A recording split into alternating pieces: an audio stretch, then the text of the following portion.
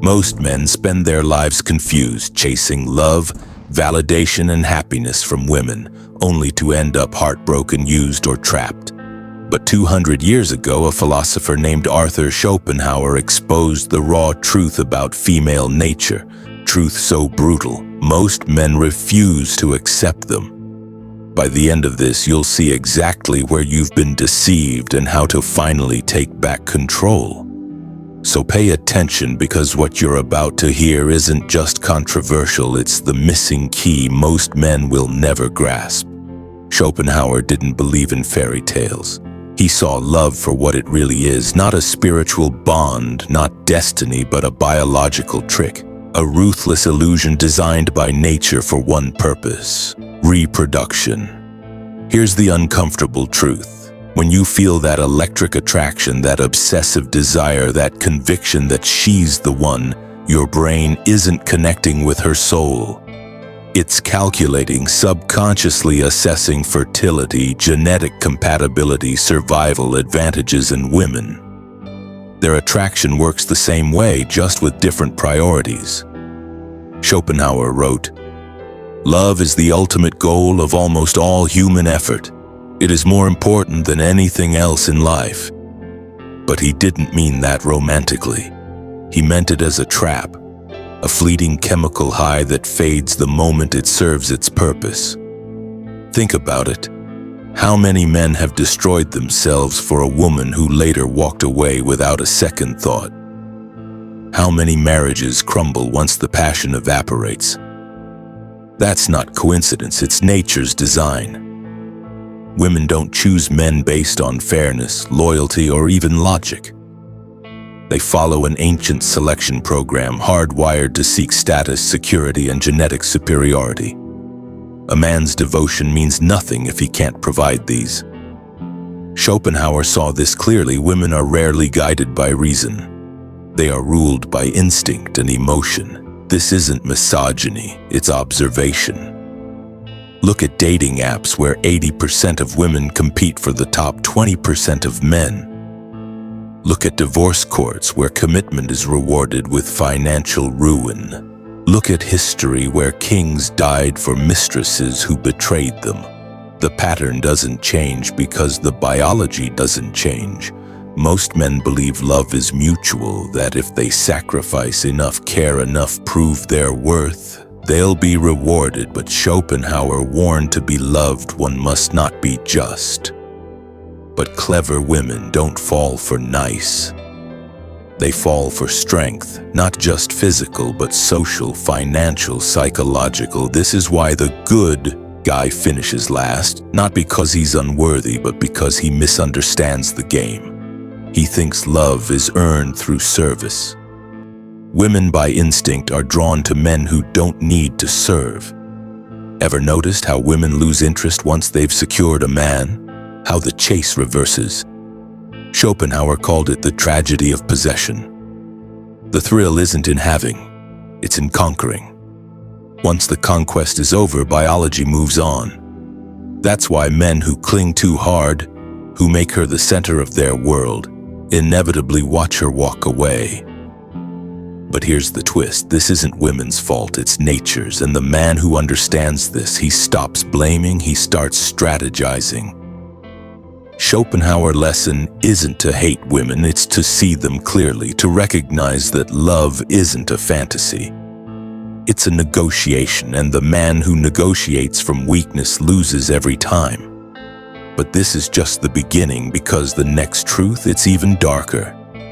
It explains why modern men are being outplayed in every arena, and how to flip the script. Stick around, because what comes next is where most men realize they've been lied to their entire lives. Schopenhauer saw what most men today still refuse to admit. The rules of attraction aren't fair. They aren't logical, and they certainly aren't in your favor while modern society preaches. Quality biology operates on a different set of laws, and the man who ignores this, he's already lost. Here's the brutal reality. Women hold the ultimate leverage in relationships, not because they're cruel, but because nature designed them to be selectors. From the moment puberty hits, a woman's value in the sexual marketplace peaks, while a man's must be built through struggle, status, and survival. Schopenhauer put it bluntly, women are suited to being the nurses and teachers of our childhood by the very fact that they themselves are childish, frivolous, and short-sighted. He wasn't insulting them, he was highlighting an evolutionary truth. A woman's youth and beauty are her currency, and she instinctively knows how to spend it. Look around.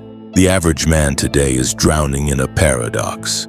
He's told to be emotionally vulnerable while women still chase dominance. He's shamed for wanting traditional masculinity, while strong alphas still dominate dating apps. He's worked to exhaustion providing in a system that rewards him with divorce courts and paternity tests. Schopenhauer warned of this centuries ago. Women are directly fitted for acting as the nurses and teachers of childhood by the fact that they are themselves childish, frivolous, and short-sighted. In a word, they are big children all their lives. But here's where it gets dangerous. Modern women haven't just embraced their power, they've weaponized it. Social media has turned attention into an economy, and the average man is the unpaid laborer. He simps, he orbits, he competes for scraps of validation from women who'll never commit to him. Why? Because he's been sold a lie that devotion alone is enough. Schopenhauer saw the trap long before dating apps and the mire Me Too. Women are systematically trained to be incapable of genuine love. This sounds harsh, until you realize what he meant. Female love is conditional. It's tied to utility. A man isn't cherished for who he is, but for what he provides. The moment he stops providing, the love fades. This isn't cynicism, it's survival. Women are hardwired to seek the best possible mate. If a man stagnates, she will resent him. If he falls behind, she will replace him. And modern society, it cheers her on. Schopenhauer divided men into two categories, those who serve and those who are served. The beta male exhausts himself trying to prove his worth. The alpha commands worth effortlessly. One begs for loyalty, the other inspires obsession. You see this everywhere, the office worker who sacrifices his health for a promotion hoping it'll make his wife respect him again. The gym rat who transforms his body only to realize women now want him, but only for sex, not commitment. The simp who spends his paycheck on a girl who will ghost him the second a higher status man appears. These men aren't victims, they're volunteers. But Schopenhauer didn't just diagnose the problem, he revealed the solution. The first rule of survival is to see the world as it is, not as you wish it to be. The man who thrives today isn't the one who clings to outdated romanticism, it's the one who masters the game. And the final truth, the game is rigged, but only if you're playing by the wrong rules. This is where most men give up, because the next truth is the hardest to swallow. It's not about women, it's about you, and the moment you face it, everything changes. Schopenhauer uncovered a disturbing truth that modern psychology now confirms. Women don't compete like men. They don't challenge you directly, they don't flex their power where you can see it. Their greatest weapon is invisible, instinctive, and devastatingly effective emotional influence. While men fight with fists or logic, women wage war through perception. They don't conquer, they manipulate reality itself. Consider this: when a man wants something, he demands it. When a woman wants something, she may. You believe it was your idea. Schopenhauer saw this clearly. Women are adapted to a sedentary life by their lack of physical strength and to the care of children by their natural inclination. Hence, they live more in the present than men, but this present moment focus gives them a dangerous advantage. They read micro-expressions, tone shifts, and social dynamics with near supernatural accuracy.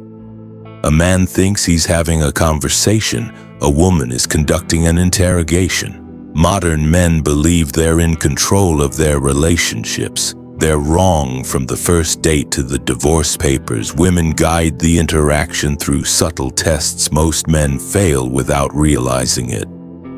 The compliance test, how quickly you rearrange your schedule for her. The frame test, whether you stand your ground or cave to her emotions. The investment test, if you chase more than she does. Schopenhauer warned women are instinctively crafty and have an innate talent for deception. This isn't evil. It's evolutionary programming in a world where physical strength didn't secure survival. Emotional intelligence became the ultimate currency.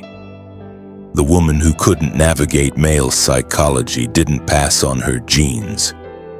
Here's where modern men walk blindly into the trap.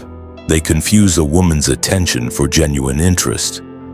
But Schopenhauer revealed the dark reality: women are most drawn to men who don't need them. The moment you make a woman your purpose is the moment she loses respect for you. This explains why nice guys finish last, why marriages crumble after men sacrifice their ambitions, why women pursue emotionally unavailable men. It's not that women want to be treated poorly.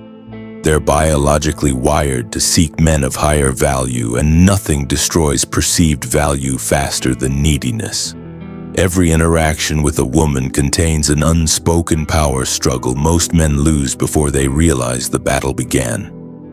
She cries to avoid accountability. She withholds affection to train compliance. She flirts with others to test your confidence. Schopenhauer called this the tyranny of the weak. Women leverage their perceived vulnerability to control stronger adversaries. A man who falls for it becomes a slave. A man who recognizes it, he becomes unstoppable. But there's hope. Schopenhauer is most liberating. Truth is this: the first step to freedom is seeing the chains. Once you understand female nature isn't personal, it's biological, you stop taking it personally. You stop begging for loyalty and start inspiring it. The final lesson: the most dangerous lies aren't the ones women tell men, they're the ones men tell themselves. Schopenhauer's most devastating revelation wasn't about women, it was about the cold, unflinching reality of human nature itself. After exposing the brutal truths of attraction and power dynamics, he offered something far more valuable: the path to liberation. This isn't about defeating women, it's about transcending the game entirely. Modern men make one fatal error.